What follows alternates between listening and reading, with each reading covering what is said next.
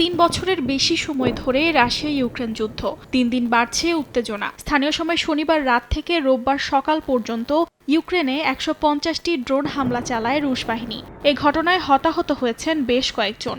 যদিও ইউক্রেনের সেনাবাহিনীর দাবি ৫৭টি ড্রোন গুলি করে ভূপাতিত করা হয়েছে, আর ৬৭টি রাডার থেকে হারিয়ে গেছে। ড্রোনের হামলায় সবচেয়ে বেশি ক্ষতিগ্রস্ত হয়েছে দিনিপ্রো পেট্রোভস্কের পাভলোহারাদ শহর। এছাড়া ওডেসা, জিটোমির, খেরসন, সুমি, দোনেৎস্ক ও চেরকাসি অঞ্চলেও চালানো হয় হামলা। এদিকে পুতিন আসলে যুদ্ধ বন্ধ করতে চান না বলে মন্তব্য করেন মার্কিন প্রেসিডেন্ট ডোনাল্ড ট্রাম্প। পোপ ফ্রান্সিসের অন্ত্যেষ্টিক্রিয়ায় যোগ দিয়ে দেশে ফেরার সময় এ মন্তব্য করেন তিনি। ট্রাম্প আরও বলেন, পুতিন শান্তি চাইলে ইউক্রেনের শহর ও জনপদে ক্ষেপণাস্ত্র হামলা চালাতেন না। একই সঙ্গে রাশিয়ার বিরুদ্ধে নতুন নিষেধাজ্ঞারও ইঙ্গিত দেন তিনি।